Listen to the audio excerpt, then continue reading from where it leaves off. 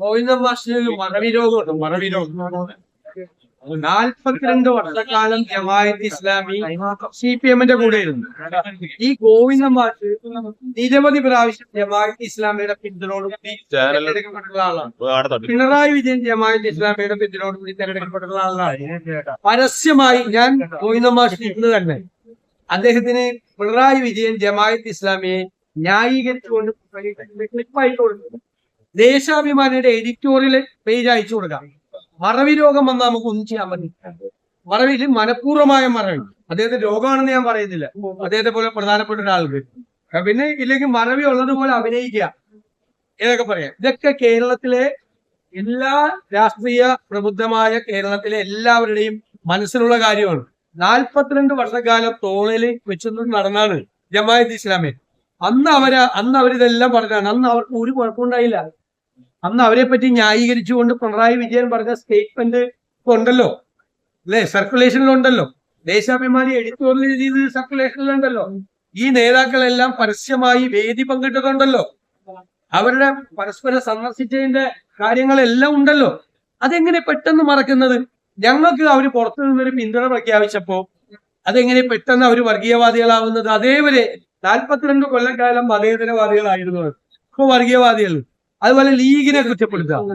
ലീഗിന് തീവ്രവാദം പോരാ, അല്ലെങ്കിൽ ലീഗിന് തീവ്രവാദം ഇല്ല. ബാബറി മസ്ജിദ് പൊളിച്ചു കഴിഞ്ഞപ്പോൾ എല്ലായിടത്തും ഉണ്ടായ സംഘർഷം പോലെ ഇവിടെ വർഗീയ സംഘടന ഉണ്ടായില്ല.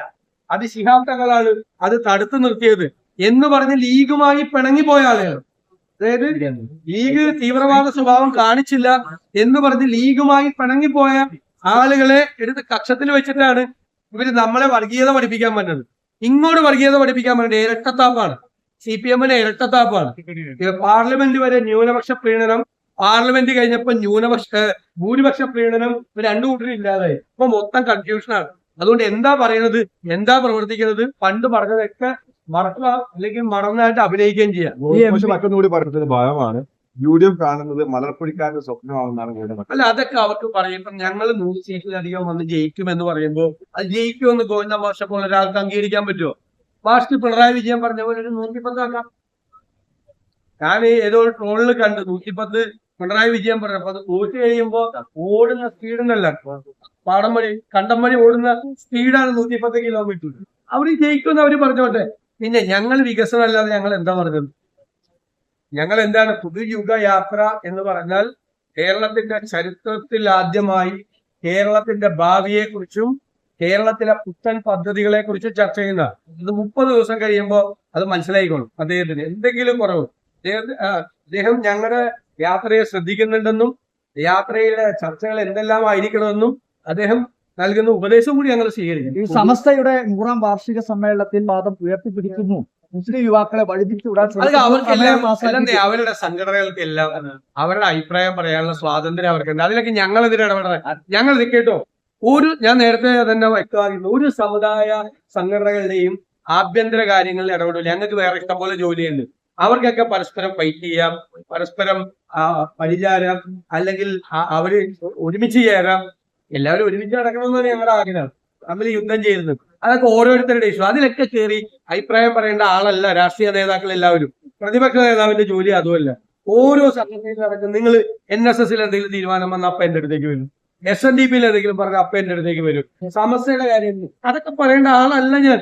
ലോകത്തിലെ സൂര്യന് കീഴിലുള്ള എല്ലാ കാര്യങ്ങളെയും കുറിച്ച് പ്രതികരണം നടത്തേണ്ട ആളല്ല ഞാൻ.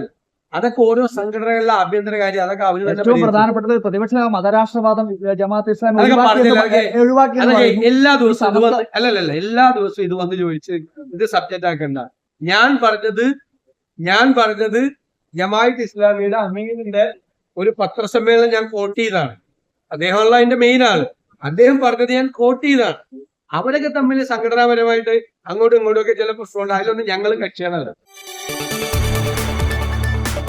കൂടുതൽ വാർത്തകൾക്ക് News 18 Keralam YouTube channel subscribe ചെയ്യുക.